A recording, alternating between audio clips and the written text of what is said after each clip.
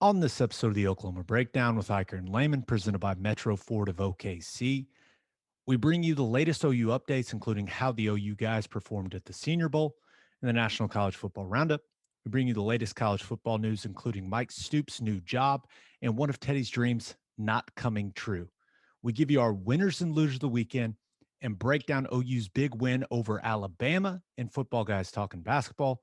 To finish up, we talk some OKC Thunder and wet the Beak with their Monday night matchup against the Houston Rockets. Please download and subscribe to the podcast, rate it 5 stars, and write us a good review. Follow the show on Twitter, Instagram, Facebook, and YouTube. Just search Oklahoma Breakdown on any of those, and you'll find us. All right. Oh, man, Michael Hosty will kick this thing off. It's time for the Oklahoma Breakdown. It's a beautiful Monday, February 1st. And you're listening to the Oklahoma Breakdown with Ikard and Lehman, presented by Metro Ford of OKC. What? Excuse me, what was that? That's a new presenting sponsor. That's what it is, Ted. I love it. Metro Ford of OKC's inventory is the best of the best. In fact, they own more Black Widows and more 2021 F-150s than anyone else. They're the only Roush and Rocky Ridge dealer in the state. You can find a ride at Metro Ford of OKC that you can't find anywhere else in Oklahoma. Just like their selection of vehicles is unmatched, so is their customer service. The Metro Ford of OKC difference program is included with the purchase of every new and pre-owned vehicle. It includes free oil changes for life, lifetime window tint, lifetime nitrogen fill for your tires, complimentary wheel locks, interior fabric protection, complimentary service loaners, a complimentary shuttle with service, and a complimentary multi-point inspection. Come feel the performance when you test drive a Roush or a Raptor, and come see why the difference is real at Metro Ford of OKC. Visit metrofordofokc.com for more information. Now, we're recording this on Sunday night. New presenting sponsor. How about that? I absolutely love that. Now, that's cool. You mentioned Roush in there. Now, when you were in Detroit, did you ever see them across the street testing vehicles? They are awesome. Yeah, it's a pretty cool spot. Roush Racing is literally right across the street from the practice facility. It's pretty cool. Well, if you want to race some Roushes, go to Metro Ford of OKC. I'm just saying. Okay. Now, just a reminder, if you're listening to this on Apple Podcasts, leave us a 5-star review and comment with what guests you would like us to have on the podcast. We have no further Brad Pitt update, unfortunately. We're still working on it. No further Brad Pitt update, but we do have a positive update. We've been having a lot of people asking for the OU guys that play in the NFL, try to get them on. Had a few requests for Orlando Brown and reached out to Orlando, and sound like that will be happening soon. Ted, maybe this week. Good deal. Good deal. I saw him put something out, says that he's a left tackle. So we'll have to get his word on that. That'll be cool. We will hear from the man himself, hopefully. All right, let's get to the local college football stuff, and that's brought to you by First Fidelity Bank. Yeah, they didn't go anywhere. They're still with us, people. Don't worry. First Fidelity Bank is a full-service financial institution based in Oklahoma with tailored solutions for all your personal and business needs. Checking accounts, saving accounts, home loans, and much more. They do it all. Whether it's online banking from your computer or mobile banking from your phone, everything is stress-free with FFB. Making mobile deposits, paying bills online, and moving money to different accounts could not be easier. First Fidelity Bank also provides free ATMs worldwide, making banking convenient wherever you are. They also give back to the community. FFB donates a total of more than $500,000 to local charities and educational foundations. Make your life easier and go bank at First Fidelity Bank. Visit ffb.com for more information. Okay, let's start with the OU stuff, and let's start with Wanya Morris. He puts out a tweet that says sigh of relief, which made a lot of OU fans feel a lot better. So he has made it to Norman. There were some rumors swirling that there could be some issues, but he's there. And I am told that he definitely looks the part. Teddy carries that 320, 325 pounds really, really well. Has an extremely thick lower half. Yeah, I know what I just said. I get it. But he does. That's how you like it, though, right? That's how they're supposed to be. I like my O-lineman thick in the lower half. There's no doubt about it. But they said now that workouts have started, right, very fluid with his movements. Just looks like he can be a difference maker for them at the tackle position. And when you lose a guy like Adrian Ely, when maybe you thought you were going to keep him and you thought that tackle could be a thin position, all of a sudden you get a guy that's this physically gifted and you're going to pair him with Bill Bedenbaugh. Man, this sounds like it's going to be good, man. Yeah, I mean, I feel like Wanya Morris is the guy that's got the best chance to start. I know there's always this feeling of, and it happens in recruiting too, but especially in the transfer portal, that when you get a transfer, that person's an automatic starter whenever they show up, right? And that's not the case. And I think it's a good thing that it's not necessarily the case. That means you're good, you're competitive, you're deep. Key Lawrence at safety, that's a position of need, but I don't think he'll be a starter there. I could be proven wrong on that, but right off my first thought is I don't think he's going to be a starter there. Eric Gray at running back, really good player, but I don't think he's going to be a starter. I think he'll contribute. I think he'll have carries, be a part of what we do offensively, but I wouldn't say that he's going to be the starter. I think Wanya Morris has the best chance to be a starter for this team. And, not that we're hurting at offensive line, but it definitely helps to add someone of that caliber to the mix right away. Yeah, and let's make it clear, Bill Bedenbaugh's not going to hand that kid anything, right? I mean, that's just not how Bill operates. So Wanya Morris is going to have to earn the job. There's no doubt, and I'm sure some of the other guys in that room are not just going to give it up, right? But that's exactly what you want. We talk about it all the time. You want that competition in each and every position room, and that just creates that competition there in that offensive line room. You're going to have competition in the interior. You're going to have competition for both tackle spots, right? I know that a lot of people are assuming that Anton Harrison is going to be a starter. Well, he's going to have to earn it as well. And that's just how it's always got to be at Oklahoma. And I think Wanya Morris bringing that level of talent, but also raising the sense of urgency in that room. And it's going to start in spring ball, right? As far as we know, spring ball going to happen according to plan. And I love that competition is going to start in the spring and then carry into the fall. Yeah, I do too. And again, everything that I've heard talking to the coaches, as of right now, this offseason is a full go. Offseason workouts, a full go. Spring football, as of right now, a full go. So it looks like, I'm not saying we're going to have a normal year, but we're going to be way better off than we were last year. Yeah. And speaking of talking to the coaches, they feel like they got a pretty good shot at Big Cat Bryant, right? I mean, yeah, and you never know what a kid is going to do. Obviously, he's interested in following his D-line coach from Auburn, following Kevin Steele, and Kevin Steele still on staff there at Tennessee. So we'll see what happens, but they feel really good with the discussions they've had with Big Cat Bryant that he could come and add to the depth of the defensive line. And that is a physically talented dude that would help this team immediately, Ted. He would. He's tall. He's got good length. He's not real thick. He's not a big bruiser. He's a lean guy. He's an edge guy. But I think yet again, I think this says a lot about our football team. I think he's a rotational guy. I don't think he's a starter.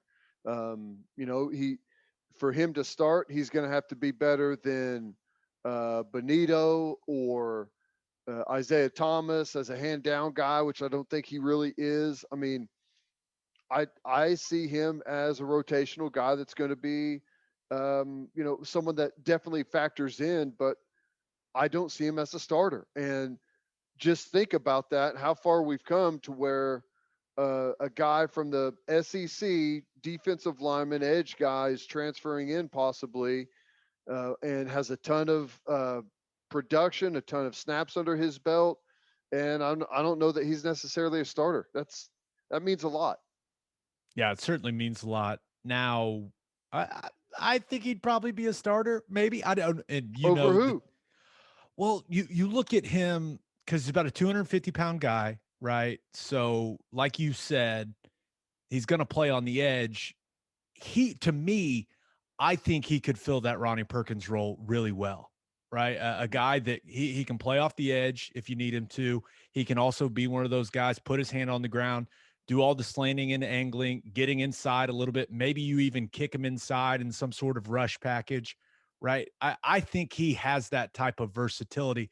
And I also want to be honest, he was playing against, especially, we've talked about this a lot, the level of offensive line play other than Oklahoma, right? Mhm.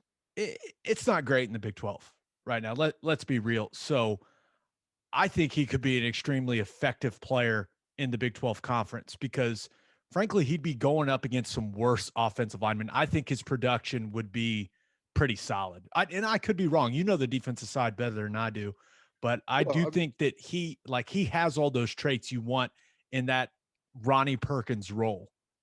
yeah. I mean, there's a lot of things that really depend. I mean, it depends on some of the young guys and their development, like Reggie Grimes and Joseph Wette. It depends on a guy like Jalen Redmond, where he's going to fit in. Is he going to be? A lot Gosh, of people, sometimes I just forget about Jalen I Redmond and know, like what a it, beast he is when he's healthy. we've kind of a lot of people have penciled him into that Ronnie Perkins spot, but they may move him inside. I mean, there's so many guys there. They're so deep that I can't say that he's a day one starter. I can't say that. I mean, he's going to have to come in and beat someone and prove that he's better than some of the options that they've got here. And we know from watching our defensive line for 2 years that the way we do things doesn't just get picked up instantly. I mean, it's a little bit different. It's a little bit different style, but I mean, if he's a starter, that's great. That means he beat out some good players. If he's not, it's still great because we've added some good quality depth. Let's just keep arguing about whether a guy is going to start or not, and he's not even like committed or anything. What a stupid argument we're having. I love it. I mean, what in the world? It's Yeah, perfect. is he going to start at Oklahoma or Tennessee? I mean, or Auburn? I mean, He that's would funny. obviously start, moron. I don't know. You know better than I do. I believe you. Okay, so winter workouts have started. Now, a lot of people talk about summer workouts a lot, Ted, and there's lots of summer workout stories, but I always thought winter workouts were where you make the biggest strength gains. I always thought the winter was really, really important. Now, I never made many strength gains because I was weak. And for what I tried my best, like I lifted and lifted and I just never got strong. But the winter is brutal. These workouts are the worst. It's so awful. Now I don't know what they do anymore, but uh, it's so just horrible. The coaches' workouts and it's just brutal. I mean, I can remember way back in the day, guys like transferring in and being like, no, I'm out of here. I quit. I'm gone. I'm going back to wherever I came from. So yeah, it's kind of the forgotten time where, it's that cold, dark walk from the locker room It's, over to the indoor. it's the worst walk on planet Earth. Oh No my one God. else is awake. No one's students are all tucked away after a nice long night of booziness, and here come the players. Just a trail of just dead souls going over to the indoor. Just emptiness in their eyes. At 5:15 in the Brutal. morning, you're breathing, you can see it. Oh, good luck to all those young men. Okay, let's talk about the Senior Bowl, right? Had the 5 OU guys and wanted to talk about all of them because I really do think a couple of these guys really did themselves some good. Let's start with Creed Humphrey. Had a fantastic week. And I was talking to Creed throughout the week and was extremely excited for him. Thought he showed the ability to operate with the quarterback under center. He also got to play some guard as well, so showed he can do that if he needs to do it. I think he surprised some people with his quickness in the zone blocking schemes. This is a guy that's more athletic than maybe he looks on tape for OU because he really wasn't asked to do a lot of these things. Like he blocked a bunch of underfront this week. Ted, when does OU see under? Like, I mean, we're talking base 3-4 underfront. Right. Rarely. I mean, Never and see. that makes him have to work on the front side of stuff, right? I mean, He was have to on get an island a across, lot. get the head over there. So yeah, I mean, but that's the thing that you've talked about is that he's totally capable of all of that stuff. Yeah, and he got more comfortable doing it throughout the week. I think he figured out some of the tricks, some of the different things you can do when the quarterback's under center, but he was about as dominant as you can be in the one-on-one pass rush reps. He didn't lose one all week. He didn't even get like challenged all week. I was blown away, and I know he's good in pass protection, but he was destroying guys. And even Dane Brugler, who's the main NFL draft guy from The Athletic, he had Creed as one of his 10 winners or risers from the Senior Bowl. And I would be shocked with what he put on tape at Oklahoma and what he just did down in Mobile. I would be really, really surprised. And frankly, I would be angry if he doesn't go in the first 2 rounds. I think he's most likely a second rounder just because it's hard to go in the first round as a center. Normally there's only one guy, and maybe he is that one guy, but he was fantastic at the Senior Bowl. I thought he absolutely crushed it. Did about as well as he could have. Well, the guy from Bama would most people would think is that center, and he's hurt, Yeah, right? Dickerson. Yeah, tore his ACL. So, I mean, I would be shocked if he was a guy that went the first round. But so, did he play any guard? Because I know you've talked that you think he could definitely play center, but maybe more of a guard in the NFL. Well, the one thing, and if you talk to all 32 teams, I guarantee you they don't like that he's left-handed because there's no left-handed centers. It's not a thing. I mean, you don't have to be, even if you're left-handed, you don't have to snap it left-handed, do you? Well, he snaps left-handed. Okay. Which I don't know. You'd have to go through each roster, but I don't know if there's a single center in the NFL that snaps left-handed. And that's because obviously there's less left-handed people on the planet, but quarterbacks are very particular. And all of a sudden, if you have a left-handed center, if something happens, you have to go to the backup. Like the ball spins differently back to the quarterback in the shotgun, and the ball ends up in a different place when a lefty's snapping it as compared to when a righty is snapping it. So now I don't want to make it sound like it's going to be some deal breaker for some teams, but I even heard Daniel Jeremiah talk about it on one of the broadcasts of the Senior Bowl. Like he asked Jim Nagy and the Senior Bowl staff if they had asked Creed Humphrey about snapping right-handed that week. So it's a thing. I want to make it very clear. It's a thing. So, and it's such a thing that some quarterbacks, if a center walks up there and starts snapping a left-handed, they'll say, no, get out of here. Like they'll just say no. Yeah. Like no. Give me a right-handed center. Like it is a thing. So I don't know if that's going to be some huge hurdle for him to clear. I'm sure it won't be that big of a deal. I do think he would be a very successful guard, though. And I think it could eliminate some of the thinking. We've seen him have a few issues, right, with the snap count, things like that over the last year. He even had some of that there at Senior Bowl week, but I think anywhere in the interior, that kid's going to succeed. Mm-hmm. I can't believe I've been watching him for this long and never even noticed that he was snapping it left-handed. It's the first thing I noticed. But of course, like you're looking at other stuff and I'm like, oh well, my I'll God, be honest look with at you. this kid. I don't know that I've ever even seen him actually snap it, like watched him physically snap it back there. Now, I've complained if it was a bad snap, but I don't know that I ever watched it. That's Typical crazy. defensive guy. You're looking Mm-hmm. at coverages and stuff, like looking at how safeties are rotating. All I'm doing is watching Hey, the snap. It all starts with the snap. You got to watch that, right? Only other guy that touches the ball every play. I mean, that's just a fact. Okay. Well, the center, the quarterback, and Tyreek Hill. I mean, Yeah, that's a good point. Okay, so Trey Brown, he had a good week, right? We talked about him playing nickel and that was going to be a great opportunity for him to showcase his speed and quickness. And man, did he take advantage of the opportunity? He practiced so well that he and his representation decided he didn't even need to practice on Thursday.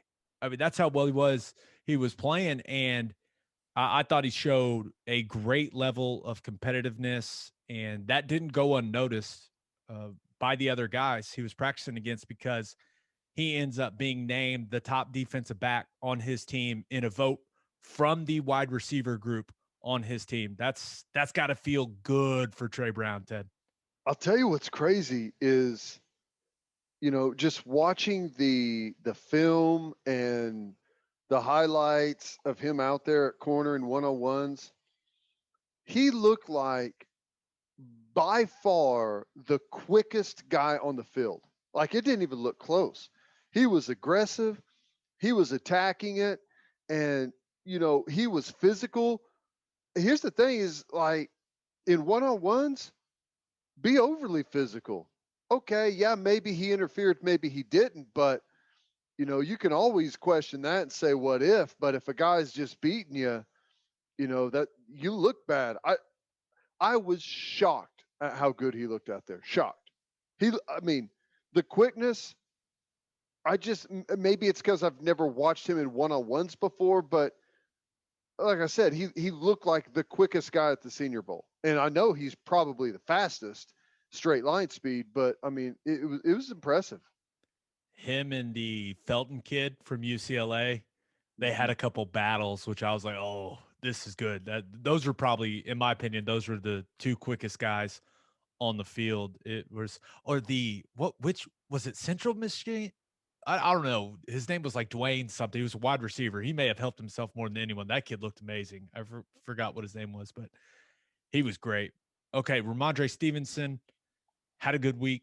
I thought. I thought he really excelled in pass protection, and they talked a lot about it. Right, his ability to step up and block a linebacker that was coming on a blitz or adding to a rush, and that's something that NFL teams really pay a lot of attention to, because young running backs, that's usually where they normally struggle, is in pass protection schemes and the physicality of pass protection at the next level. I thought he looked good in some of the zone schemes that they ran. Remember, didn't get a ton of that at OU. I thought it let him get downhill a little quicker. He was pretty decisive, one cut, get north and south. Thought he had some really productive runs in practice. Didn't have any good runs really in the game, but he did himself some favors showing he can play special teams. I mean, he even had a Yeah. special teams tackle in the game. And I think that, if you're looking for a way to add value, right, special teams is a way for a running back to do that. Once again, I thought he had a solid week. Yeah. I mean, I think he showed that he's well rounded, can do anything. I love that he was able to show well in some of the pass protection stuff. And I was watching some of that segment of the Senior Bowl, and that's always good. You don't want to stick out like a sore thumb whenever it comes to pass protection. But as a running back, I mean, I feel like that's, even though I don't personally believe it as far as level of importance, I feel like at the Senior Bowl, you'd rather everyone be saying, wow, look how good he is with the ball in his hand. But it's still something that's very positive. And, I think you brought this up before, or maybe I saw you tweet it out there that, his best asset is breaking tackles and running through people in live situations, and didn't get a whole heck of a lot of that until the game time. But it's good that he showed that he's well rounded, because to get on a team sometimes is the toughest barrier to break through. And for him to show that he's well rounded, can play special teams, can be counted on, pass blocking, can carry the football, can do everything, got a much better chance getting on the football team. Then once you're there, then you can let all the other stuff show. So I think it was really good week for Ramondre. Yeah, and he actually in some of the linebacker, running back one-on-one uh, pass drills ran a couple nice angle routes, showed good hands. I thought that he did some good things. Now, did he have as good of a week as Michael Carter from North Carolina? No, he didn't. But I think that he did some good things. Okay, fourth guy was Adrian Ely. Now, I thought he had a bit of a slow start to the week, which is pretty common for offensive linemen down there in Mobile, but I thought he got better every day, especially practiced really well on Thursday as I went through that entire practice and I was watching him, grading him. I thought that he had a really good day. It's so clear that he's a lot more comfortable at right tackle as opposed to left tackle. And when he was playing right tackle, thought he did some really good things. When he was playing left tackle, he had some bad plays, but he did have some struggles in one-on-ones. But once again, as the week went on, he settled into that a little better. I do think he surprised some people because he's a big guy, right? I mean, big, tall guy. I think he surprised some people with his physicality in the run game. I think that I had a few people tell me that that stood out to them, that he really showed well, especially in some of the team drills in practice when they were running the football. So overall, I don't think it was perfect for Adrian Ely, but from everything I was told, I do think he helped himself. Yeah. Well, I mean, that's kind of like it's a hallmark of beating both guys is that angry streak that they have in the running game and finishing guys and finishing off blocks down the field and stuff. And I think that kind of carries over quite a bit, don't you think? That the amount of offensive linemen now in the NFL that have played under Bill at Oklahoma, that GMs and coaches across the league trust what they're getting when they take an Oklahoma kid. Yeah, just because that physicality component, I feel like a lot of NFL evaluators think that that stuff is, I don't want to say it's gone away in college football, but it's not as prevalent, right? With some of these spread RPO based systems that we're seeing now. So, yeah, they certainly are looking for guys that, want that smoke at the point of attack. Hmm. Yeah. Well, I'm going to get it in Ely. I hope it's all about. You think he could end up being a guard? I mean, you'd know better than I would. I mean, I, Jim I, Nagy I told me, personally believe in it's kind of the same thing no matter what position it is, that, it's always kind of easier to move in than it is to move out. definitely. Like if you're a guard and you go out to tackle, it's like, oh my God, he's running straight around me. There's no one to slow him down. So, I mean, I don't know. You would know that way better than I would.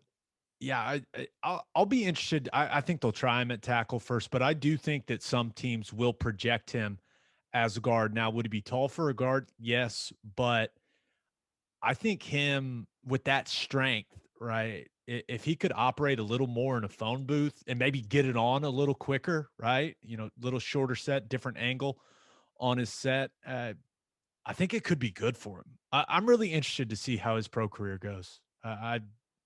I'm I'm not sure. I'm not sure when he's going to get drafted. I think it'll be mid, maybe late day three. I got no idea, but tackle's a premium position. If someone views him as eventually being a starting right tackle, then maybe he goes early day three. I don't know. It's kind of all over the board from the people I've talked to of where they have him going. So I think he's one of the more interesting prospects, not just because he's an OU guy, but last OU guy that was there, Trey Norwood, played a ton of free safety all week, and I thought he did some really good things. Now, he certainly gave up some plays, really not necessarily in the team settings, but the one-on-one settings. It's a tough spot, right? But it definitely gave up some plays, but also had some really impressive ones in team.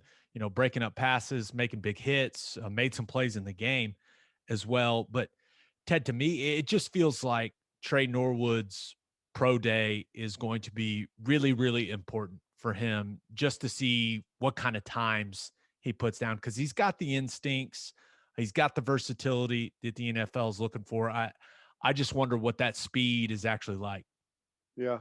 I mean, one of the problems for Norwood is that over the last 2 years, he hadn't hardly played any football. He missed all of last season with an ACL injury. He missed most of training camp. I think he missed 28 straight days or something crazy like that, or 28 days overall with contact tracing. And then once he does come back, he plays safety, he plays nickel, he plays all over the place. So he just hasn't really found a home yet. And it's good to be that versatile that teams can count on you like that, but it doesn't really help you whenever it comes to being drafted high and having a home and being able for them to slot you into a spot. So, it's been a tough couple of years for him, but you mentioned instincts. I think his instincts are fantastic. Some of the best I've seen recently at defensive back at Oklahoma. So I feel like he's going to be able to use that to his benefit. He's a confident guy. And, I don't know about the draft. It's too hard to gauge where I think he would go in the draft, but I think he is going to be invited to a camp. And once he gets into camp and they see how versatile he is and what all he can do, I think he's got a good shot at making a squad. Now, I don't think he's the player that Tony Jefferson was, but this kind of reminds me of that situation where the guy has made plays. He's extremely productive. Maybe he's not going to test well, right? He's not the biggest guy. He's not the fastest guy. But when he gets into a camp, maybe he'll be making plays. Now, I don't know if he's going to get a big contract like our man T-Jeff did, right? But we'll see, because I think you're right. The kid can play. Now, in the NFL, you got to be able to play, and you got to have that speed and the size and the power and all that stuff. It's a combination of both. So I have no clue if he's going to get drafted. Hope he does, right? And maybe he runs a great time at pro day, and he's a no doubt, late day 3 guy. You never know, but we'll see. All right, let's move on to Call Your Shot. And that's brought to you by Rock and Roll Tequila. Rock and Roll Tequila is the ultra premium tequila that hits all the right notes. It's won all kinds of awards for its superior taste and smooth finish. To find a store that has it, visit rockandrolltequila.com or check out their Instagram, Twitter, or Facebook. This stuff is fantastic. If you don't want to take my word for it, maybe you'll listen to this guy. This is Coach Bob Stoops. When you're a college football coach, it's important to have an eye for talent. The same holds true when choosing your tequila. When I tried Rock and Roll, I liked it so much, I decided to become a partner in this Oklahoma-owned company. Crafted in the highlands of Jalisco, Mexico, the smooth taste of Rock and Roll's triple distilled platinum, our añejo called Cristalino, and the incredible premium quality mango tequila are awesome. Our defiantly unique guitar-shaped bottles make it easy to find, and you'll love the ultra-premium quality and taste. No excuses. Make Rock and Roll your game day tequila. Tastefully rebellious, start the party with Rock and Roll. And we asked what the most important thing that happened this weekend for OU football was. And our favorite is an interesting one.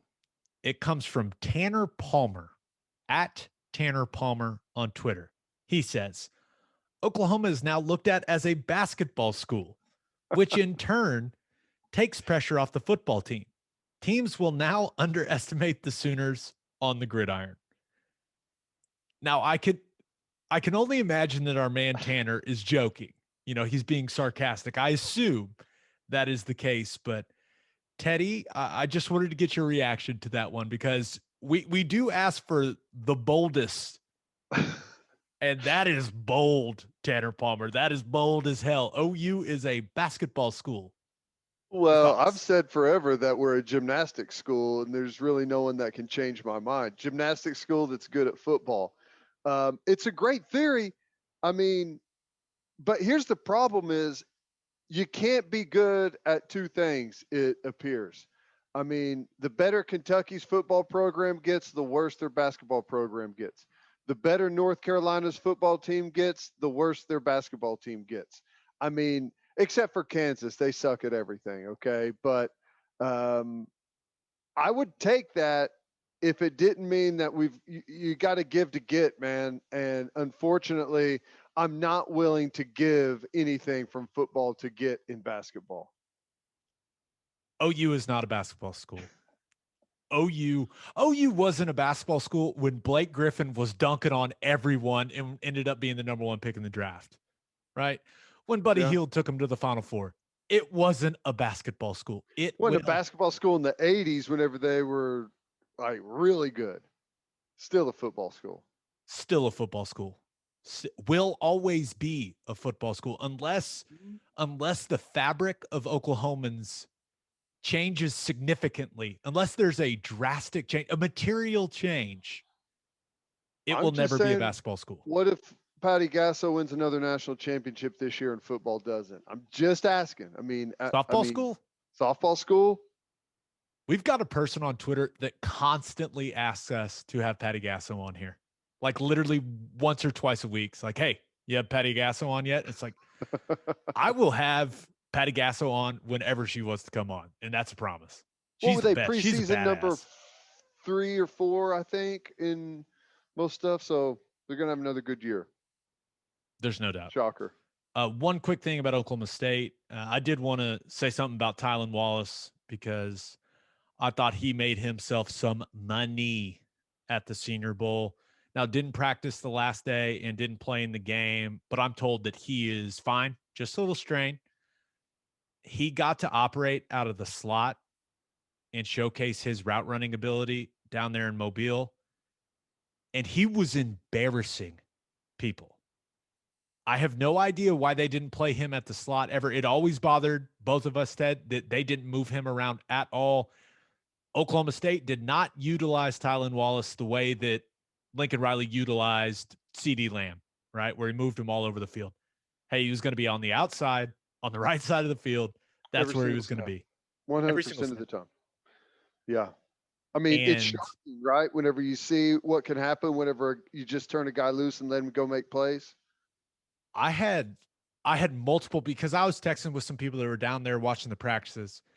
I had a few people that say at points in time, he looked like a NFL guy running routes against college players. That's what they said. I had one guy tell me he thought he was the most polished receiver there. So I think he solidified himself as a day 2 guy. Now, some people may have injury concerns, right? With his brother's history with the knee, now that he's got an ACL, that whole thing. I don't know if maybe a team medical red flags him. I don't know. But all I know is he was, he was downright dominant down in Mobile. Like, he was embarrassing dudes. It was fun to watch. Fresh legs. I mean, who knows what he would have looked like had he played the second half of that bowl game, you know? you just couldn't resist. No, Don't listen to him, Tyler. You were great. Hey, we know the talent. We watched him go for, 1,400 something yards 2 years ago whenever he was healthy. And the great Cornholio was throwing deep balls to him left and right. So the talent is obviously there. He's great in the air going after the ball, 50-50 balls. And it's good to hear, because honestly, I hadn't really dove into him that much as a route runner.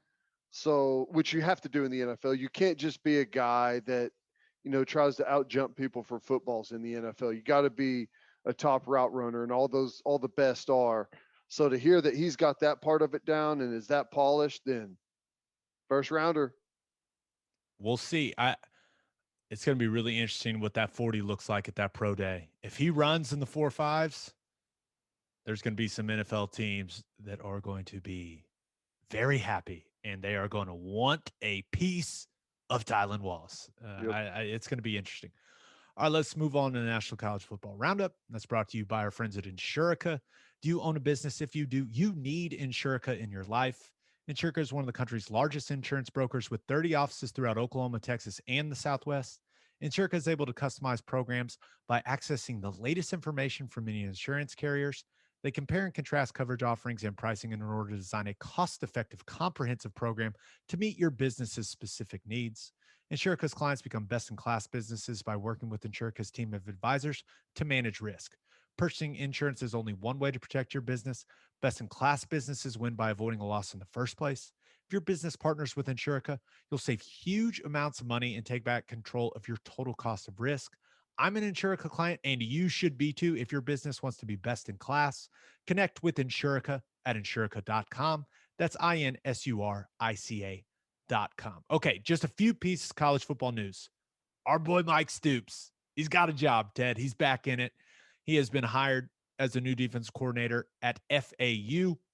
Now, he is replacing Jim Leavitt, who did a really good job with that defense last year. I think they finished like 10th in scoring defense, but FAU head coach Willie Taggart called it a, quote, home run for FAU and said this, which I thought sounded awfully familiar. I thought that for some reason, I thought this sounded pretty familiar, Ted. Quote, as a former head coach and defensive coordinator at Power 5 programs, he knows the importance of building a defensive staff that can teach and adjust. A guy that was a coordinator and a former head coach, lots of experience. It's like you would want a guy like that on your staff. Yeah, shocking, right? That a guy that's done it all, been there, been a position coach, been a coordinator, obviously been a head coach, to add that type of experience. Yeah, people want that on their staff. I mean, they hired him as a coordinator like that. It took him about 10 seconds to get a coordinator position, had several of them offered to him over this offseason. So, yeah. Turned him down because he thought he was going to Texas. Yeah, I mean, it's crazy. But, Florida Atlantic is a place that if you do some good things, you can upgrade pretty quickly. And he's obviously taken over a defense that is in pretty good condition. Jim Leavitt, I believe Mike worked for him at Kansas State. Is that right? I know they've definitely worked together before.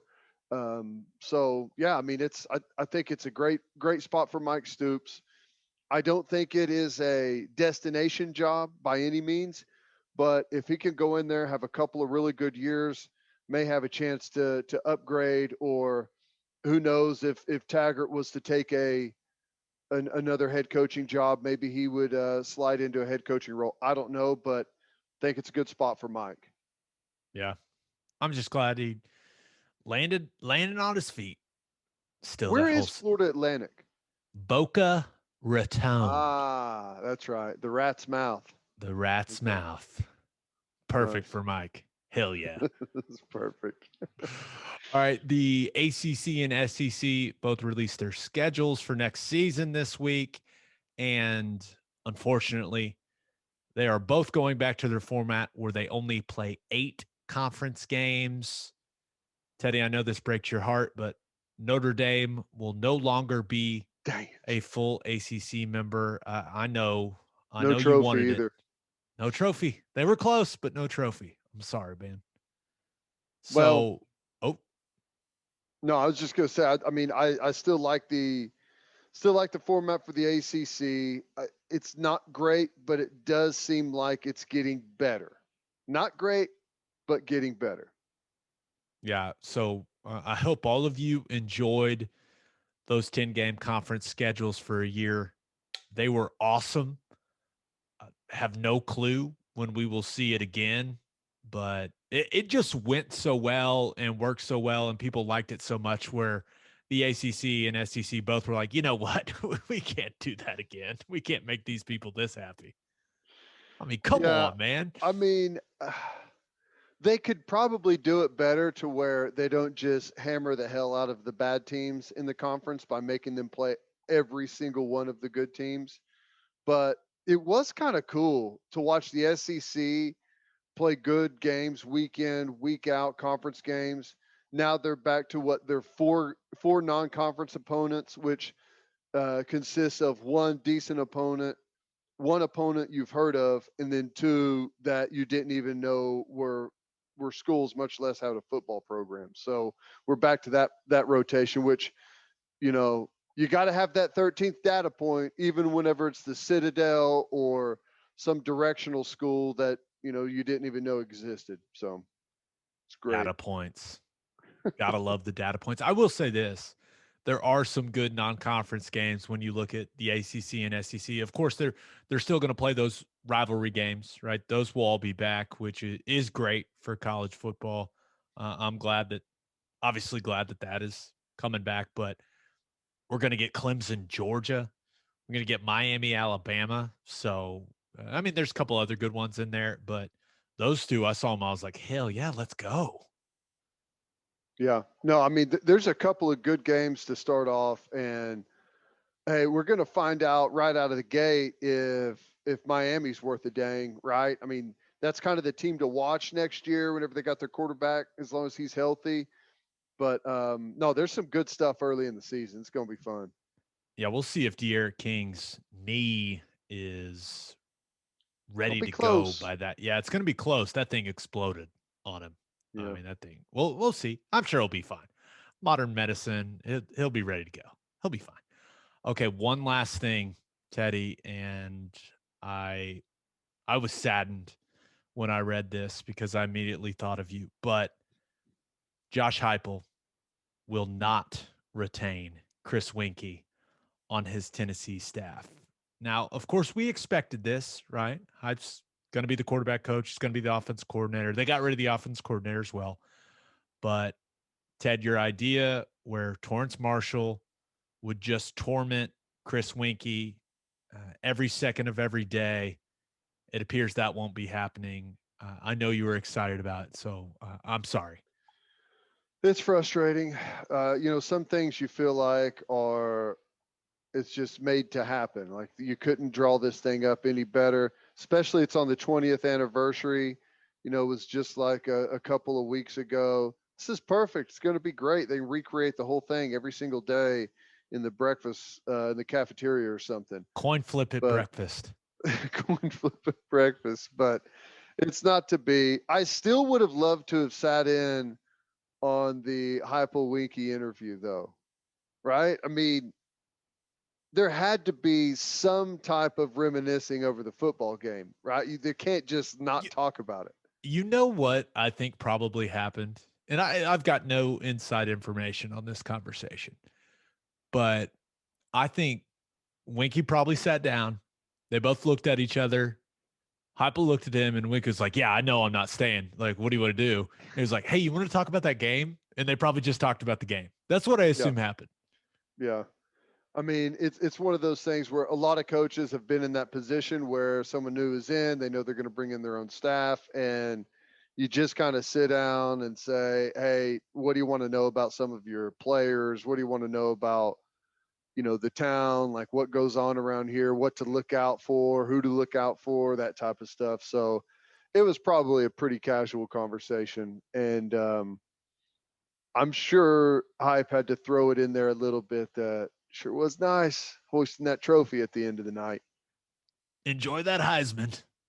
I'll keep that national. I'll keep that crystal ball, baby. By the way, bring back the crystal ball. How do they feel about you at Florida State? Because I can't stand Oklahoma. No, that probably didn't happen. Now we talked about it a little earlier, but I am interested to see what Hype does with Kevin Steele there, right? He's just on staff as an assistant, his salary being offset, right? But by what he's getting paid still from Auburn, but he was a really damn good DC at Auburn. And when you look at what Heupel's strengths are, and you and I have known him for a long time, he is honest with players to a fault. He is not let's just say he's not the best recruiter. He's not going to be the most charismatic guy, right? He's going to shoot you straight. He's not going to blow smoke up your ass. He's just going to be himself. He needs guys around him that are super charismatic, that can tell kids everything they want to hear, that have connections down in that area of the country. And Kevin Steele seems like one of those guys. So as far as keeping some guys on the staff, I do think Steele, even though he did try to, kind of form a coup there at Auburn and get Gus Malzahn fired. I don't really know all the details there, but I do think it would help Hype when it comes to recruiting, because he's going to need to surround himself with guys that can go out on the road and get in those recruiting battles and win them, because I don't really think that's his strength. No, I agree with you. And, the most important thing about a head coach really isn't like what you think of what it is. And we talked with Coach Stoops about this recently. It's what kind of staff can you put together? And I don't know anywhere else, like where else would Hype go to hire a DC that was just doing it at a high level in the SEC? Like, who else is going to take that Tennessee job? Because it is a unique situation right now. You don't know what the future holds, but you've already got him there on staff, under contract. I would be shocked if he went somewhere else with the DC. Yeah, and he was really good. That's Mm-hmm. the other thing, where if it was like a so-so guy, that's like, hey, Auburn's defense, even though when their offense was inconsistent, like that defense has been good for a long time. Mm-hmm. And he was the highest paid DC in all of college football, wasn't he? I don't know about that. I know think that he was. I think Aranda was, and then he left to Baylor, so maybe that he slid into that spot. Well, he was high on the list if he wasn't the top 2.6, 2.8, something like that. I mean, whew, boy. Yeah, I would be shocked if he doesn't keep him on as DC. I mean, I don't know where else you go at this point, and to get someone that's been that consistent in the SEC. I mean, I'd be shocked. And I feel like you kind of need someone on your staff that knows the lay of the land in the conference a little bit. So I don't know. I think that would probably be the best hire you could come up with. Here's a perfect example of why Heupel needs a guy like Kevin Steele on his staff. Cam Newton comes on an official visit to Oklahoma. I'm talking to Cam Newton at a house party. He informs me that Hype has told him that nothing would be handed to him, that it would have to compete with Landry for the job, and that if it didn't win the job, maybe they could find a way to get him on the field in some other capacity, have a package for him, maybe play some tight end. Cam Newton, who is a monster of a human being, is telling me this. And in my head, I'm just thinking, why didn't you just tell me he'd be the starter? You just lie. Just lie. Why are you telling this kid the truth? Just lie to him. And he ends up choosing Auburn. Now, there may have been some other factors in there, as that's pretty well documented at this point, but I'll never forget that. I was like, all he had to do was lie to him. You don't tell it like, no, you're going to have to compete. No, just tell him he's going to be the starter. And if he doesn't end up being the starter, that's on him. I'm more concerned with how he was at the party. Normal, standoffish, fun. Like Cam Newton, wallflower at the party. Wallflower.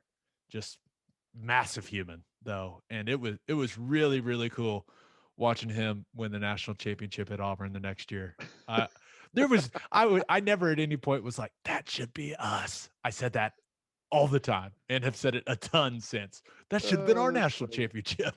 Wow. All you have to do is tell him he's going to be the starter, man. That's it. Just lie. That's it. You can bitch him later if you need to. Just lie. Okay, let's move on to our winners and losers of the weekend. And Teddy's winners and losers are brought to you by Advanced Weight Loss Clinic of Sand Springs. They'll help you execute a realistic and achievable weight loss plan designed for you and only you. They've got all kinds of treatments for men and women. They're licensed and trained experts combine diet and exercise with hormone therapies to maximize your results. If you're struggling with low libido or low energy, Advanced Weight Loss Clinic of Sand Springs can help with that too. They also offer Botox and fillers. To get on the path to losing weight, call 918-241-LOSE or visit their Facebook page. If you mention the podcast, you will get a free fat burner injection. All right. Teddy, who do you have as your winner of the weekend? I know we typically do sports stuff here, but I'm going to veer off the path just slightly. Oh, let's go. Gabe, if you were in charge of a COVID vaccine center that was giving out vaccine to the community, and it was a drive-through situation, and everyone became overwhelmed totally. You had thousands of people waiting. There was hours in line that people had to wait at the drive-through vaccine center. If you were just overwhelmed, who would you call? The Ghostbusters? I would You'd call. call Chick-fil-A, right? Okay, Chick-fil-A. to get a gigantic line moving quickly, yes, I think Chick-fil-A should be studied by every business on the planet because they're incredible. And that's exactly what the mayor in Mount Pleasant, Michigan did. They had a crisis on their hands.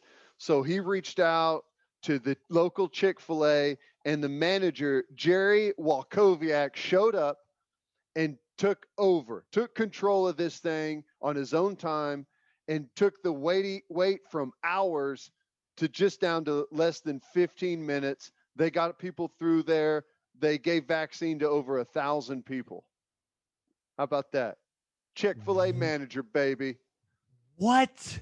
A lesson in efficiency, Gabriel. Okay, so I've told you these theories. My two food theories are that number one, every restaurant should have to study Taramara's how efficient they are when it comes to service and getting the food out fresh, hot, and in a quick fashion. Every restaurant on the planet should have to study that place. And then every restaurant on the planet should have to study Chick-fil-A with how they get that drive-through line to move the way that it does and how efficient they are. even Like, stop, really. no, it's just a slow crawl. You never even hit. I mean, it's amazing. It's amazing. Like, what traffic shouldn't be a thing. Like, it shouldn't, right? If everyone just drove the same way, like, it shouldn't be a thing. Like, maybe we need to get Chick-fil-A people into the transportation department and they can fix traffic forever. Yeah. Well, the one thing they can't fix is people at the stoplight staring at their phone whenever it's already turned green and is moving on. I guess they could. There'd be someone standing next to your window, knocking on the door, telling you to go. Got the iPad out, like, excuse me. But I thought that was a really cool story. I hadn't heard that. That is an incredible story. And thank you for sharing that. That just put me in such a good mood for some reason. Chick-fil-A, baby, to the rescue. Efficiency. Like, I just love efficiency. And I love when people are good at their job. It makes me so happy. All right. Who do you have as your loser of the weekend? Okay. I'm probably going to get some hate for this, but it's OU's non-conference schedule next year. Really, the schedule in general next year. We went over it, and we went over it last episode, and you were not a fan then, and it sounds like you've had some more time to think. Well, I mean, I'm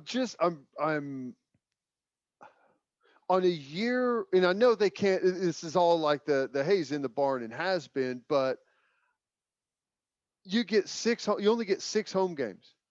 And we do get Iowa State at home, which is going to be great. I don't know when it's going to be. And that should, we mentioned the SEC and the ACC came out with their schedules. I don't know when the Big 12's final schedule is going to be, but that's going to be a good game. But on a year, whenever you're hoping to get people who just, had a whole calendar of realizing that, maybe I don't have to go to sporting events. Maybe I can enjoy them from home, which is the last thing you want. Now we've only got 6 home games. We've got TCU, Tech, West Virginia, West Carolina, and Nebraska. I mean, aside from Iowa State, we're going to be, and maybe TCU's good, but we're going to be a massive favorite in all those games. And some people just like to see that. Let's go blow everyone out. But it's a frustrating schedule for me. Like, what we need this year, I don't know what the attendance numbers are going to be. I'm hoping it's, more than it was this past season. And, fingers crossed, maybe we open it all the way up if enough people get vaccinated. But you need something that's going to draw people back out of their homes and out to watch college football. And this isn't just an Oklahoma problem. This is nationwide, and maybe there's going to be enough pin-up demand that everyone's like, I don't care who they play, we're getting out of the house and we're going to watch some football. It's just, 6 home games off of all the lost revenue we had a year ago, and we've got to take one of those home games to go down to Tulane in the jungle, in the sweltering heat. It's just, I don't know. It's a frustration of mine. Maybe I shouldn't be frustrated with it. Maybe it'll all work itself out. It's going to be totally fine. It'll be fine when they go undefeated, right? Yeah. If they go undefeated. That's the thing. Yeah. That's the way you make up for it, is you go win a playoff game and win a Big 12, win a playoff, win the national championship. Who even cares if you play the non-conference? You're right. No one remembers the regular season then. That's right. When you guys won the national championship, everyone still talks about Red October. So like people, yeah, but that's not going to be on the schedule. What was that? Number 11, number 2, number 1. Yeah, that's not going to be on OU schedule this year. Which is about what the basketball team's done recently. Oh, we're going to get to that, my friend. Yeah. What do you think FGTB is going to be today? We got a lot of basketball talk on this one. Okay, but my winners and losers brought to you by Sound Advice. A lot of us are watching our favorite football teams from home this year, which is why you need to get ready for game day with a home theater system from our friends at Sound Advice. Probably time for me to change that to basketball season. I'll say this about our boys at Sound Advice. They're great at troubleshooting as well. Little story for you, Ted. So last night, watching a movie in the theater room, right? Sound Advice did our theater room. Togo. If you watch it with your dogs, it's a Disney movie about a sled dog. Turns out Togo is the hero and Balto is a fraud. Watch it, people. I'm telling, dude, you'll be pissed. We've been lied to our entire lives about Balto when Togo was the true badass, the one that made it happen, the one that brought the serum back, saved all those little kids. Gosh, why didn't I know? I felt lied to. I really did. But okay, so you should watch it. Okay, now I'm out of the ad read. I'll get back to you, Sound Advice. I watched Togo. I have both of my dogs right next to me. And in all seriousness, this is the most I think I've ever cried in a movie. Ever. It's a dog. This is what I say. It's a dog movie. My dogs were right next to me. I had quite a bit of red wine. I was feeling emotional. Dude, I cried like a baby at some points. Like it was, and not like there was multiple versions of the crying. It was like, okay, tears just coming down the face. And at one point it was like like it got Togo, watch it. Okay, back to Sound Advice. So great. The story was down in the theater room. I go to grab the remote and I'm like, oh no, it's not working. I put it on the charger. It's not charging. I'm like, oh no, hopefully this remote has a warranty. It's not working. I tried on the different chargers around the house. I text my man Walter from Sound Advice, and he goes, well, did you make sure it's on? I said, wait, the remote can turn off? He goes, sometimes, like if you don't use it for a really, really long time, it can shut itself off. So did you try to turn it on? I said, I did not try to turn it on, Walter. I will go try and do that. And I did turn it on. Crisis averted. The remote At that point, you were halfway hoping that it was broke, so you didn't look like an idiot. Yes, right? I 100% was hoping that stupid remote was broken. But no, I just had to turn it on. So for the best home theater systems and the best service and troubleshooting in the Oklahoma City area, call Sound Advice at 405-549-3880 or visit soundadviceokc.com. Okay, my winner of the weekend. Now, I almost went with the soccer topic, but we don't really talk soccer on here. But I did think about going with Lionel Messi. I don't know if you saw this, but a Spanish newspaper leaked the details of his contract with Barcelona, or as douchey people that studied abroad in Spain say, Barcelona. He signed that deal in 2017, showing that, and they showed put his business out there that if he would have hit all of his incentives, which he hasn't, by the way, but he could have made $673 million. Wow. Play soccer, That's kids. Unbelievable. Play soccer. Did you play kids. soccer? I did, but I'm like every other American. You start playing basketball and football, and you're like, oh, yeah, soccer, that's boring. You know, I played soccer every year except for my senior year in high school. It's the only year I didn't play. Do you think – we'll get back to my winner of the weekend, but Do you think with your speed, and it's well documented, and I've heard some of your former teammates say this, fastest white guy they've ever seen. It's just the truth. Do you think you could have been like an elite soccer player if you would have done the whole thing? I don't know. I don't think so. It's such a skill driven sport.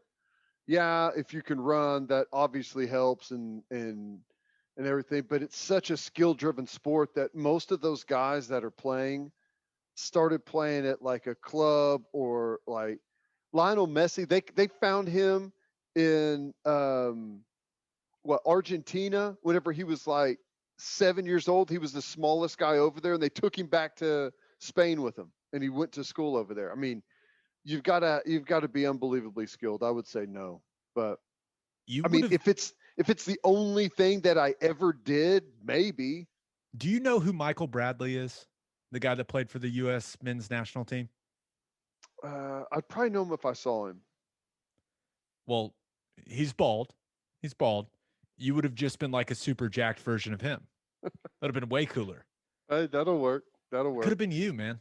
It could have been you. Okay, but my winner of the weekend got to be Matthew Stafford, right? I know the Rams gave up a ton, but that's kind of what they had to do to get rid of Jared Goff's contract. But Stafford's only 32 years old. He's given everything he could to Detroit. He's racked up, at this point, Hall of Fame trajectory type numbers when you look at those stats. And I think now he's going into a system. I'm not even talking about, him going from Detroit to LA. I'll let everyone else make all those jokes. But he's going into a system there with McVay that is going to make his life significantly easier. And I really think he's going to thrive. And I think they're going to win a lot of games. All the zone stuff, all the boot and play action they build off of those concepts. I think he's going to be really effective. He's really athletic. People may not realize just how athletic he is, but I'm not sure if he's the guy that's going to get them over the hump and win a Super Bowl. I don't know about all that, but he's a big upgrade over Goff. I played with him in Detroit. He's a great dude. He's a great leader. He is competitive as hell, and he's extremely talented. You put that all together, you combine it with Sean McVay's mind there for that offense. I think it could be really good. And I'm sure the NFL loves it too, right? Kind of a bigger name QB there in the LA market.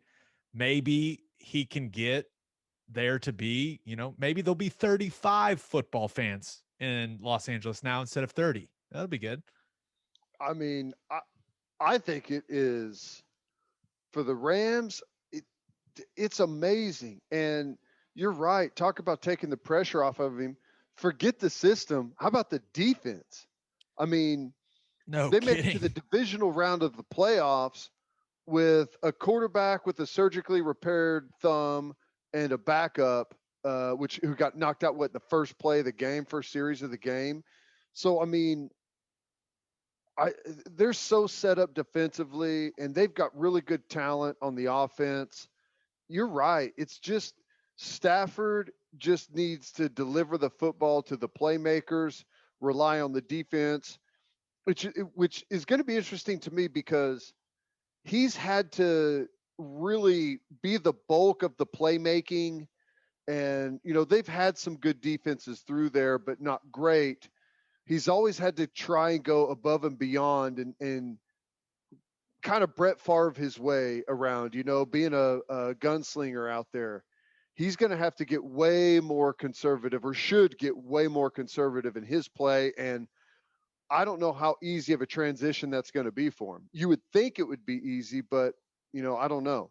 So used to playing. How long has he been playing like that? For 10 years, he's been trying to, thread it into tight windows and throw go balls into tight coverage just to give themselves a chance. Did you see where he said he'd be down to get traded anywhere but New England? He was like, you know what? I've heard about that place. I've made too much money to have to deal with that. Wow. Oh, I mean, hey, anywhere but New England. I think it's going to be a great fit. God, how lucky is he? And the fact that he kind of hit this thing quickly and Detroit agreed to it quickly. I feel bad for Deshaun Watson because Deshaun Watson with the Rams, like we're talking about picking him for a Super Bowl, and I don't think Goff, what was it? Goff, 2 first rounders and a 3rd rounder. I don't think that would have been enough for Deshaun Watson. Yeah, maybe not. I don't know who has the assets and the picks to offer the Texans enough. And now, once again, if it comes to it, we'll see if Deshaun Watson sits out and doesn't play. Like that's the ultimate leverage, right? But right. We'll see if it comes to that. I hope it doesn't. I hope he ends up somewhere cool because it sounds like he does not want to be in Houston. They hired that head coach and he was like, yeah, I thought he was going to be the quarterback, but I guess not. Yeah. Yeah, should have had that in his contract. If Watson's gone, I'm gone. But no, I mean, I think Stafford's going to be great in LA. Yeah, I think it'll be great. That'll be fun. That'll be real fun. Okay, my loser of the weekend. Now, I thought about going with Marcus Smart because it looked like he might have tore his Achilles, but the former Cowboy, just a calf strain. So that's good. I also thought about going with your favorite golfer, Teddy, and that is Patrick Reed. Did the ball bounce? Did it not? Was it embedded? Now, I will say this. The PGA came out.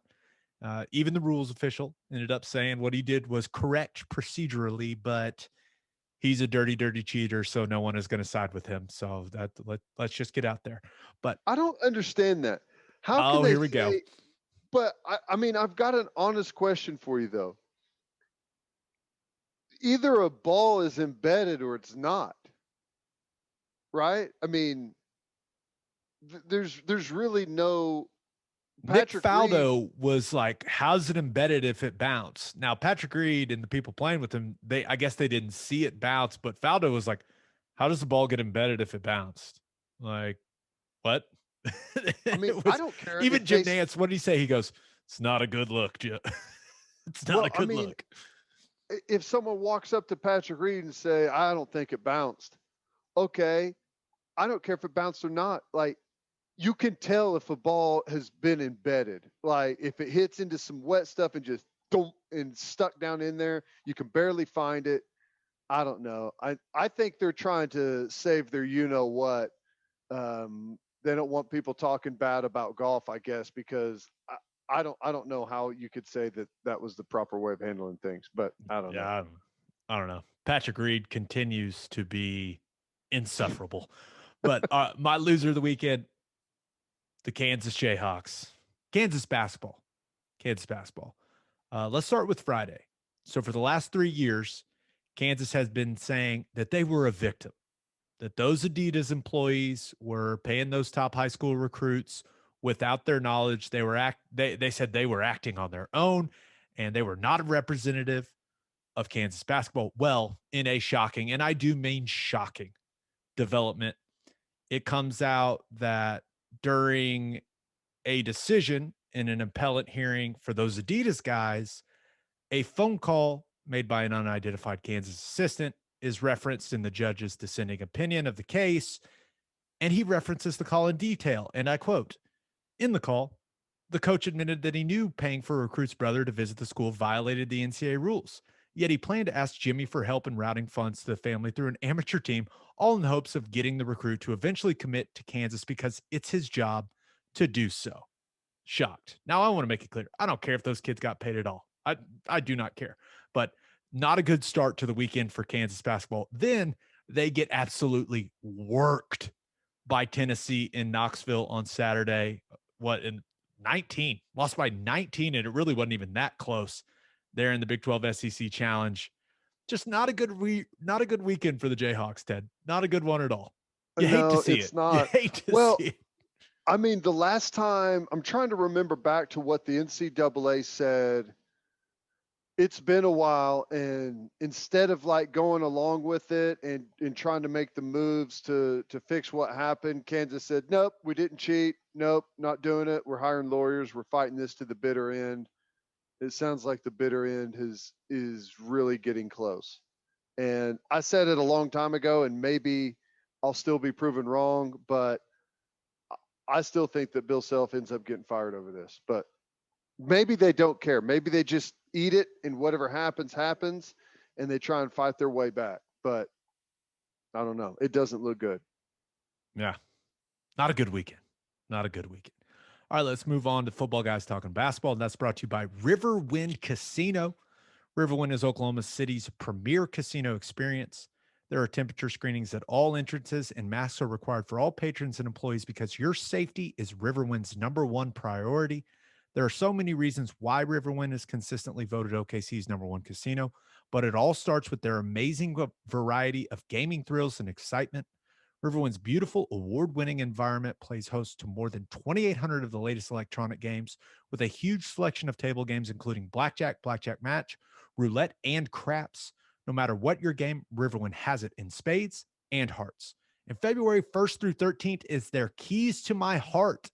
The more points wildcard members earn in that time, the more entries they get in the drawings on February 13th, where they can win cash and bonus play. Oh, and one lucky winner can take home a 2021 Audi A5. You can win a damn car. You can win a car. What? If you need help finding your way, just visit riverwind.com. Riverwind Casino, simply the one. Alabama, 61. Oklahoma, 66. The Sooners do it without Alondis Williams and without Austin Reeves, which made it seem like it was going to be really difficult for OU to beat a quality team like Alabama. They're coming in off that 10-game win streak. But Ted, they found a way, man. We were hoping this would be a high-scoring affair, but it turned into a defensive slugfest. Was a really physical game. Was fun to watch still, though. It wasn't boring. It wasn't one of those physical games that's really boring. But every time it looked like OU was going to get some separation, give Bama some credit. They put together a good run to close the gap. Came down to the last few minutes, and OU was the tougher team. Just a really, really good win for Lon Kruger's crew, missing 2 starters. I thought it was fantastic. I was questioning how good they were after the Texas game. That game didn't look that impressive to me. The way they beat Texas was missing all the guys. Yeah, it just had a different feel to it. So I took some heat whenever I said I hadn't changed my opinion of OU at all. And watching this game, dare I say that it plays to their hand to not have, and I know they don't go down as turnovers, but Austin Reeves, like between the legs, off balance, 30-footers that turn into long rebounds and runouts. Like, the first thing you think of is, well, where are they going to get their scoring? Where are they going to get their playmaking? And the one thing that Austin Reeves, that you can't deny, he gets to the foul line. And so you wondered, like, were they going to be able to do it? But I'm not going to say they didn't miss him, but they looked good, man. They looked really good. And that's a good Alabama team. They're athletic. They defend really well. And Oklahoma, the hot start, they came out of the games, what was it, 11-2? Yeah. I think. And, that was huge. In a low-scoring game, to jump out to an 11-2 lead is excellent. Had good play from a bunch of different guys. Manic had some good minutes. It was good to see him make some positive plays, right? That was good. That was good to see. Hopefully that gets him kind of back into the rhythm. And it was a good, as good as it can be, home environment. You heard that place erupt whenever Jalen Hill went down the lane on that little mishandled rebound and dunked it. I mean, it was just a fun game, man. This is a fun team to watch. I mean, that's a rare feat to pull off what they've done their last 3 games. Yeah. And I loved how aggressive. I thought Davion Harmon kind of looked like a different guy. And maybe it was because Austin Reeves wasn't out there. So he knew he had to bring more offensively, right? Ends up with the 18. But I loved how aggressive he was getting to the rim. right? Scored a lot of points. Was it an and one he had early on? Yeah, that kind of, you know, he hit a couple threes, right? But I thought he played with a different demeanor. And maybe because you know how it is when a guy that's out, like some guys rise to the challenge, and he did exactly that, especially offensively. Got it going early. Thought he carried that momentum. Thought a lot of the rest of the team, kind of fed off his energy as well. But you mentioned it. They are the only.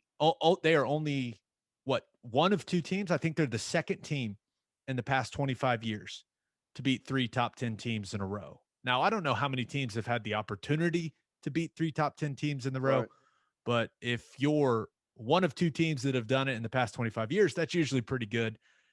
And it doesn't get any easier for the Sooners because they get Texas Tech on Big Monday, 8 p.m. tip-off in Lubbock, and Tech coming off a pretty impressive little late comeback win over LSU there in the Big 12 SEC Challenge. So the Tech's still going to be in the top 10. And I'm guessing they're still in the top 10. We'll still be out Alondas and Austin Reeves too, right? I mean, there's no way that they could be out for COVID and then be back in for a Big Monday game. That would be, I think that is a safe assumption. I mean, it's sad because I would have liked to have seen the contest of who could take the most outrageous shot between Austin Reeves and Mac McClung. That would have been a duel for the ages. Just like, you know, the Spider-Man meme, right? Yeah, exactly. Those two guys Yes. just pointing at each other like, okay, who can take the most elaborate fall away this game off one foot?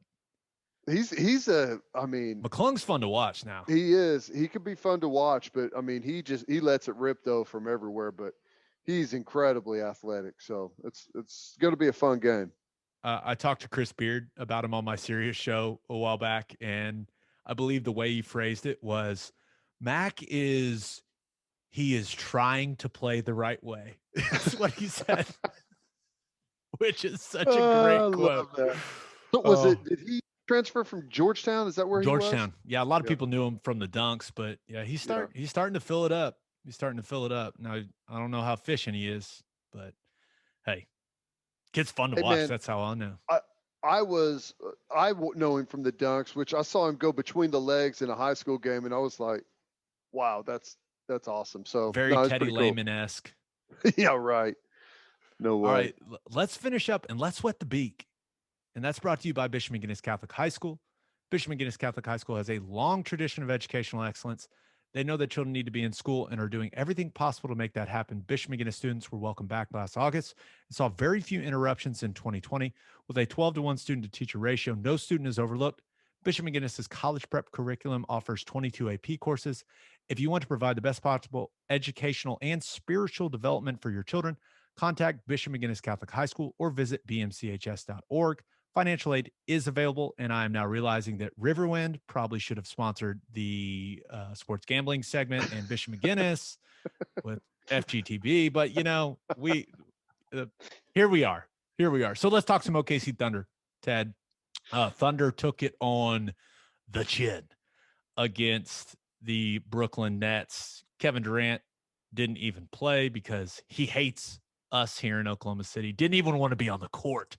He said, no, I think they rested him because the whole Achilles thing. Steve Nash just being smart. But turns out, although very weird and sometimes unreliable, Kyrie Irving and James Harden still pretty good at the whole basketball thing. And Brooklyn puts up 147 against the Thunder. If you're looking for a positive, Ted, it's got to be Maladon hitting the 6 threes and scoring 24 points. The kid's like 19 years old. So if there's something to be excited about, it's the way that Maladon played in that game. Are you shocked? I mean, because it sounds like there's quite a few people that are shocked that he's still playing up with the Thunder and hasn't been moved down to like the D League. But I mean, the point is to lose games.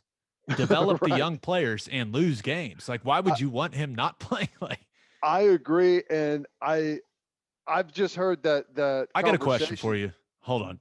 I got a question for you. Would Pokachevsky start for OU? I don't think he would. He's just so not their style. I think he's so not good that he wouldn't start for OU. Yeah, I mean, I don't think so. And he's playing real minutes. Yeah. So I'm just saying, like, and hey, he's very young. He clearly needs to eat more, like we all see. But I would like to see him hit some more shots at some point. Yeah. But yikes, man. Ooh. I don't know. Yeah, the Nets are. This is going to be a brutal year for me to watch because they're going to be in the finals, and if they can get Kyrie to be normal and James Harden to stay out of the club, they got a chance to win a championship. They're really that's fun hard to watch. Yeah, they really, are. God. It doesn't make me happy to say this, but watching Kevin Durant play basketball is incredibly enjoyable for me. Yep. I'm able to separate what happened here in Oklahoma City and just be able to appreciate him, like, and appreciate his greatness. He looks spectacular. And Harden, he's one of the most gifted scorers we've ever seen, right? Yeah, he may do it in a way that pisses people off, right? Drawing out the fouls, the flopping, the constant dribbling, all those things. Like, but he's still fun as hell to watch. Kyrie Irving, when Kyrie is hot, I don't know if there's a more fun guy to watch in the NBA when he's best cooking. Handle. He's got the best handle of the league. They got three guys that literally can score from anywhere on the floor. It's unreal. And then they have Joe Harris just spotting up, baby. And then Joe. Okay, but let's wet the beat with Thunder Rockets, right? Monday night. They'll play the Houston Rockets, who have been pretty solid, honestly, ever since the whole James Harden trade went down. They have won 4 in a row, and it's a very different looking team than we're used to seeing from the Rockets. John Wall playing pretty decently. Victor Oladipo, I think, starting to settle in. Definitely a guy that is on a mission, right? He's after a new contract, so you know that he wants to play well. But the guy that is just balling, and he was in Detroit last year, but Christian Wood has been fantastic for them. I mean, he's scoring, he's rebounding, he's blocking shots. Like, he may be their best player. He's been absolutely fantastic for them. So the Rockets have gone from my least favorite team to watch from the style that they played to rather enjoyable to watch. So I'm kind of excited for this game. Now, the Rockets are a 4.5 point favorite on the road here in Oklahoma City, and I'd probably lay the 4.5. I think that the Thunder have had some pretty iffy performances, and I just don't know. I feel like the Rockets are playing well, and the Thunder just still really don't know what they're trying to do offensively, although SGA has been really, really fun to watch. His ability to get to the rim and finish in a variety of ways, he's turning into a really damn good player. I'm excited about him, but I don't know. I think the Rockets are just playing better basketball. You're right. You've picked the right squad. The Rockets are going to win the contest, and they're going to cover the 4.5 points. It would be very difficult for me to ever bet on the Thunder to win a game, maybe cover, but to win a game and on a spread this tight whenever we know the real goal is to lose. So good point. It's tough to bet on that. So, yeah, I would take the Rockets. They've got the experience. Oklahoma City, I think, has the ability to bite anyone at any time, but they just don't have anywhere near the consistency, nor should they, with the roster that they've put together that is supposed to do one thing, and that's to make their draft picks better. So, yeah, give me the Rockets. I agree. And I believe the Thunder are now, you got to go back and look at the schedule and all that stuff. But looking at it right now, the Thunder are 1-6 at home. 1-6. So not exactly killing it there at Chesapeake Energy Arena. So we'll both take the Rockets, which means, of course, the Thunder will win by 10 to 15 points. And on that note, episode 82 in the books. We'll have a new podcast that'll drop Thursday morning. Just a reminder, you can hear Teddy from 2 to 6 on Sports Talk 1400. You can hear me from 3 to 5 on Sirius XM Big 12 Radio Channel 375. I think we may get Dan Orlovsky for Thursday. I think he's going to try to call us when he's driving back from ESPN, try to find a window for us there.